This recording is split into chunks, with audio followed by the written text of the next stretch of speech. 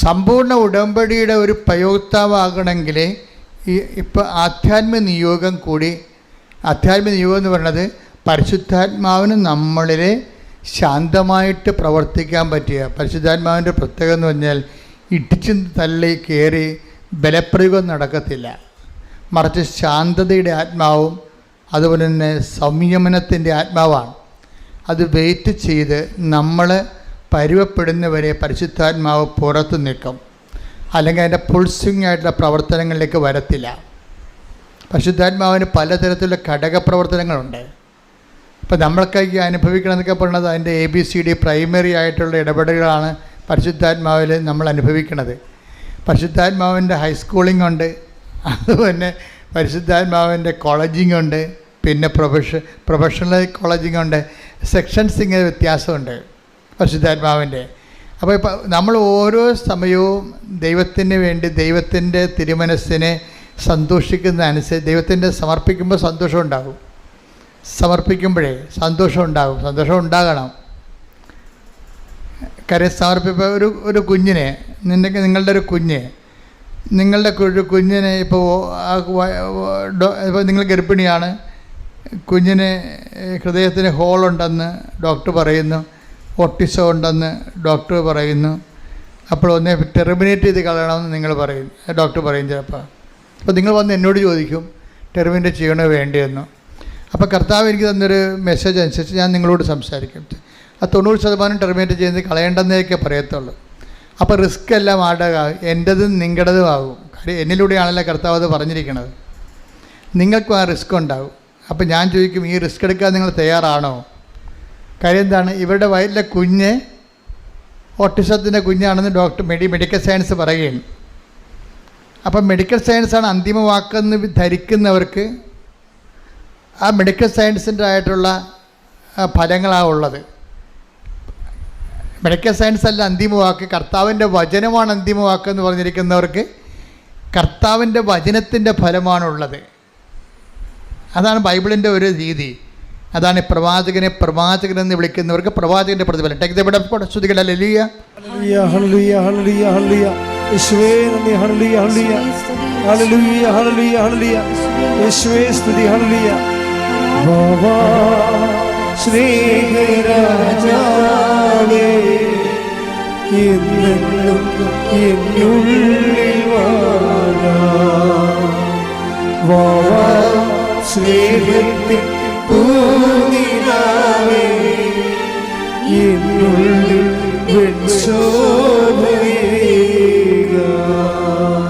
മത്തായി 10:41. മത്തായിയുടെ സുവിശേഷം 10:41 വാക്യം. പ്രവാചകനായി സ്വീകരിക്കുന്നവന് പ്രവാചകനായി സ്വീകരിക്കുന്നവന് പ്രവാചകന്റെ പ്രതിഫലവും നീതിമാനായി സ്വീകരിക്കുന്നവന് നീതിമാന്റെ പ്രതിഫലവും ലഭിക്കുന്നു. അതായത് പ്രവാചകനെ നീതിമാനായിട്ട് കണക്കാക്കുന്നവന് പ്രവാചകന്റെ പ്രതിഫലം ലഭിക്കത്തില്ല. അതാണ് വിഷയം. നിങ്ങൾ എങ്ങനെയാണ് ഈ വിഷയത്തെ സമീപിക്കുന്നത്? നിങ്ങൾ ദൈവവചനത്തിനാണ് മോർ ഇമ്പോർട്ടൻസ് കൊടുക്കുക. അപ്പം ഞാൻ ഇവരുടെ ഹിസ്റ്ററി തിരക്കും. അപ്പം നിങ്ങളുടെ കുഞ്ഞിനെ ഇങ്ങനെ അബോർട്ട് ചെയ്ത് കളയണമെന്ന് പറഞ്ഞു കഴിഞ്ഞാൽ ഞാൻ പിന്നെ ഉടനെ ഇവിടെ ഇൻഫ്രാസ്ട്രക്ചറാണ് അന്വേഷിക്കുന്നത്. നിങ്ങൾ ദൈവവചനത്തിന് വേണ്ടി നേരത്തെ ജീവിച്ചിട്ടുണ്ടോ? ദൈവവചനത്തിൻ്റെ ഗുണങ്ങൾ നിങ്ങൾക്കറിയാവോ? ദൈവവചനത്തിനെക്കുറിച്ച് നിങ്ങൾക്ക് ആഴമായ ബോധ്യമുണ്ടോ? കർത്താവ് ഇങ്ങനെ ഒരു വചനം പറഞ്ഞാൽ വിശ്വസിക്കാനുള്ള കഴിവുണ്ടോ? കുറേ ചോദ്യങ്ങൾ ചോദിക്കും. ചോദ്യങ്ങളെല്ലാം നോക്കുകയാണെങ്കിൽ ഞാൻ പറയും കീപ് ദ ചൈൽഡ്, കുഞ്ഞിനെ സൂക്ഷിക്കുക. കർത്താവ് ഇതിൻ്റെ എന്തെങ്കിലും കേടുണ്ടെങ്കിൽ ഗർഭത്തിൽ വെച്ച് തന്നെ കർത്താവ് ഇതിനെ പരിഹരിച്ചിട്ട് നിനക്ക് ആരോഗ്യമുള്ള കുഞ്ഞിനെ തരും. എന്താണ്? അവൾക്ക് എൻ്റെ കഴിവുണ്ട്. കർത്താവിൻ്റെ വചനം വിശ്വസിക്കാൻ ഒരു കഴിവ് വേണം. ഈ ദിവസങ്ങളിലെ സിമി ജോൺ എന്നും പറഞ്ഞൊരു മോളൊരു സാക്ഷ്യം പറഞ്ഞായിരുന്നു. സിമി ജോണിൻ്റെ കുറേ സാക്ഷ്യങ്ങളുണ്ട്. അതിൽ ഒരു സാക്ഷ്യം എനിക്കിഷ്ടപ്പെട്ടതെന്ന് വെച്ച് കഴിഞ്ഞാൽ സിമി ജോണിന് 6 പ്രാവശ്യം മറ്റേ OETക്ക് തോറ്റ്. 6 പ്രാവശ്യം OETക്ക് തോറ്റെന്ന് പറയുമ്പോൾ ഒരു വല്ലാത്ത തോൽവിയായി. ഇപ്പം 6 പ്രാവശ്യമൊക്കെ തോക്കുമ്പോൾ ഒരു മനുഷ്യൻ ചിലരുടെ കോൺഫിഡൻസ് പോകും. ചിലരുടെ കോൺഫിഡൻസ് കിട്ടും. എന്ന് വെച്ച് കഴിഞ്ഞാൽ പരിശുദ്ധാത്മാവ് നിറഞ്ഞ് ഈ നിരാശയുടെ വിഷയം കാണുന്നവർക്ക് കോൺഫിഡൻസ് പോയിക്കൊണ്ടിരിക്കും. അല്ല, ഇത്രയും 6 പ്രാവശ്യം തോറ്റതല്ലേ, അത് തന്നെയാണ് എൻ്റെ ജയം എന്ന് പറഞ്ഞുകൊണ്ട് എൻ്റെ കർത്താവ് ഞാനൊരു ബിലോ ആവറേജ് സ്റ്റുഡൻ്റാണ്, എന്നെ ഇവിടം വരെ എത്തിച്ചില്ലേ, എൻ്റെ റിസൾട്ടിൽ മാറ്റമുണ്ടല്ലോ, പോസിറ്റീവായിട്ട് ചേഞ്ച് ഉണ്ടല്ലോ, അപ്പോൾ 7ാമത്തെ പ്രാവശ്യം ജയിക്കും എന്ന് പരിശുദ്ധാത്മാവ് അവർക്ക് തോന്നിക്കും. അപ്പോൾ അതാണ് നമ്മുടെ ഇൻഫ്രാസ്ട്രക്ചർ എന്താണ്, അതനുസരിച്ചാണ് ദൈവം പ്രവർത്തിക്കണതിൻ്റെ അടുത്ത്. അപ്പോൾ ഉടനെ അവർക്ക് പ്രത്യാശ ഉണ്ടാകും, അവർ സന്തോഷത്തോടെ വന്ന് 7ാം പ്രാവശ്യം എഴുതും. ഈ സിമി ജോണിനെ സംബന്ധിച്ചിടത്തോളം പ്രത്യാശയുമില്ല, നിരാശയുമില്ല, ജീവിക്കണമെന്നുള്ള ആഗ്രഹം മാത്രമേ ഉള്ളൂ, ആശ മാത്രമേ ഉള്ളൂ. അങ്ങനെ ഉണ്ടാകത്തില്ല, അവർക്ക് ന്യൂട്രൽ കേസ് ഉണ്ടാവും. പ്രത്യാശയുമില്ല, നിരാശയുമില്ല, പിന്നെന്താ ഉള്ളത്? ജീവിക്കണമെന്നുള്ള ആശ. ഞാൻ ഇത്രയും പൈസ ഇതിനത് ഇൻവെസ്റ്റ് ചെയ്ത് 35 രൂപ വേണമല്ലോ OITക്ക് ഒരു പ്രാവശ്യം. അപ്പോൾ അവസാനം വന്നപ്പോൾ ഈ 7ാമത്തെ പരീക്ഷയുടെ സമയം വന്നപ്പോൾ ഇവർക്ക് ജലദോഷം, പനി, തൊണ്ടകാഴ്ച, ചുമ, അതങ്ങനെ ന്യൂമോണിയയിലായിട്ട് പോയിക്കൊണ്ടിരിക്കുകയാണ്. സംസാരിക്കാൻ പോലും പറ്റണില്ല.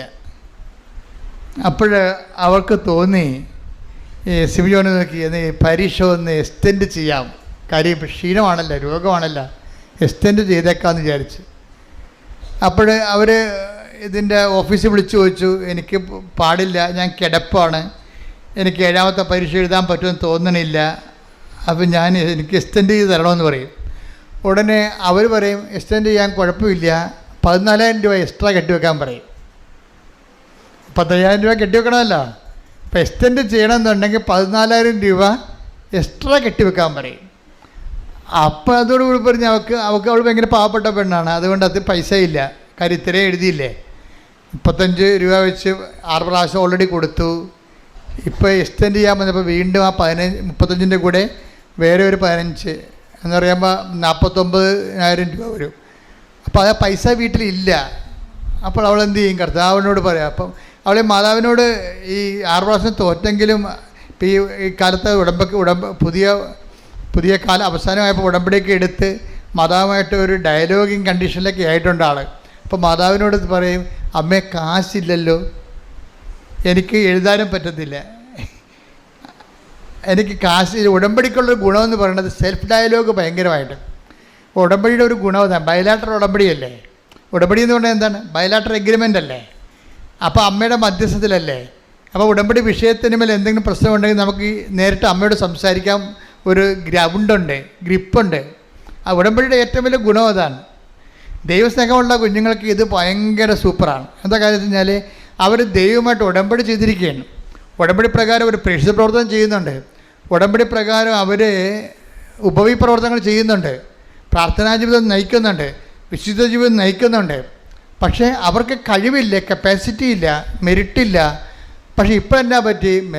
പണ്ടേ മെരിറ്റില്ല, ഇപ്പം രോഗിയുമായി. അപ്പോൾ അവർക്ക് എഴുതാനും പറ്റുന്നില്ല. അമ്മയോട് ചോദിക്കും, അമ്മേ എനിക്ക് എഴുതാൻ പറ്റത്തില്ല, അതിനുള്ള ആവതില്ല, പക്ഷേ പൈസ എക്സ്റ്റെൻഡ് ചെയ്യാനും പറ്റത്തില്ല, കാലണക്ക വീട്ടിലില്ല. ഇപ്പം ഞാൻ എന്ത് ചെയ്യുമെന്ന് പറയും. ഞാൻ എന്ത് ചെയ്യും കേടാ. അപ്പം അതായത് ഇവൾ ഉടമ്പടിയിൽ ഉള്ളത് കൊണ്ടും അവൾ സത്യമായിട്ട് ഉടമ്പടി പാലിക്കുന്നത് കൊണ്ടും അവൾക്കും കമ്മ്യൂണിക്കബിളാണ്, ദൈവമായിട്ട് കമ്മ്യൂണിക്കേറ്റ് ചെയ്യാൻ പറ്റുന്നുണ്ട്. ഉടമ്പടിയുടെ ഏറ്റവും വലിയ വിജയം എന്ന് പറയുന്നത് മറ്റ് പ്രാർത്ഥനാ രീതികളിൽ നിന്ന് ഒന്ന് കമ്മ്യൂണിക്കേഷനാണ്, ഡയലോഗാണ്. ദൈവമായിട്ടൊക്കെ സംസാരിക്കാൻ പറ്റും. അപ്പോൾ അമ്മ അവളോട് പറഞ്ഞു, tech the bed of God എന്ന് പറഞ്ഞു. ഞാൻ പറയണ പോലെ പറഞ്ഞു, നീ വേദന എടുത്ത് നോക്കാൻ പറഞ്ഞു. നീ എന്ത് ചെയ്യുക, എൻ്റെ 14,000 രൂപ എക്സ്ട്രാ അടക്കാനില്ല, പരീക്ഷ എഴുതാനുള്ള ആരോഗ്യമില്ല, ബോലക്കേടായിട്ട് കിടക്കുകയാണ്, ശ്വാസം മുട്ടിയിരിക്കുകയാണ്, സംസാരിക്കാൻ പറ്റണില്ല, ശബ്ദം പുറത്തു വരുന്നില്ല, എനിക്കെന്ത് ചെയ്യാൻ പറ്റും? സ്പീക്കിംഗ് ഉണ്ടല്ലോ. അപ്പോൾ ഇവിടെ തൊണ്ടയ്ക്ക് നീര് കെട്ടിയിട്ട് മിണ്ടാൻ പറ്റാത്ത ആൾ എന്ത് സ്പീക്ക് ചെയ്യാനാണ്? അപ്പോൾ അത് നടക്കാത്ത കൊണ്ടാണ് ഇവൾ എക്സ്റ്റെൻഡ് ചെയ്യാൻ പറയണത്. അപ്പോൾ അമ്മയോട് ചോദിക്കുമ്പോൾ ഞാൻ എന്ത് ചെയ്യണമെന്ന് ചോദിക്കും. അമ്മയോട് ചോദിക്കുമ്പോൾ അമ്മ പറയും, വചനമെടുത്ത് നോക്കാൻ പറയും. വചനമെടുത്ത് നോക്കിയപ്പോൾ വചനമെടുത്ത് തുറക്കുകയും ഇവൾക്ക് കിട്ടിയത് ഐസയ 58:11 കിട്ടും. ശ്രുതിക്കട്ടെ, ഹല്ലേലൂയ. യെശയ്യാ 58:11 യെശയ്യാ. കർത്താവ് നിന്നെ നിരന്തരം നയിക്കും. പറഞ്ഞ കർത്താവ് നിന്നെ നിരന്തരം നയിക്കും. അതാണ് സംഭവം. എന്നുവെച്ചാൽ ഇവക്ക് പാടില്ല, കാശില്ല, സംസാരിക്കാൻ പറ്റണില്ല, രോഗമാണ്, കിടപ്പിലാണ്. ഇവളെ പിടിച്ച് നയിക്കേണ്ടി വരും ഇനി. അപ്പോൾ എന്താ അമ്മ പറയണത്? കർത്താവ് നിന്നെ പറഞ്ഞേ, കർത്താവ് നിന്നെ നിരന്തരം നയിക്കും. നിരന്തരം നയിക്കും. മരുഭൂമിയിലും നിനക്ക് സമൃദ്ധി നൽകും. നിനക്ക് സമൃദ്ധി നൽകും. മരുഭൂമി എന്ന് പറഞ്ഞാൽ നോബടി, തണലില്ല, ഒരു മരം പോലും ഇല്ല. അപ്പോഴങ്ങനെയുള്ള സ്ഥലത്ത്, മരുഭൂമി വിജനമായൊരു സ്ഥലമാണ്, ആരും സഹായിക്കുന്നില്ല. അപ്പോൾ മരുഭൂമിയിലും വിജനമായ സ്ഥലത്തും എന്താണ്? നിനക്ക് സമൃദ്ധി നൽകും. അതെ. നിന്റെ അസ്ഥികളെ ബലപ്പെടുത്തും.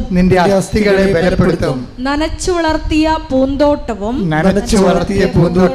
വറ്റാത്ത നീരുറവയും പോലെ ആകും നീ. ഇത് വചനം കേൾക്കുമ്പോഴേ ഈ സിമി ജോണിന് പ്രത്യേകിച്ച് അനോയിൻറ്റഡ് ആവും, പെട്ടെന്ന് അനോയിൻറ്റഡ് ആവും.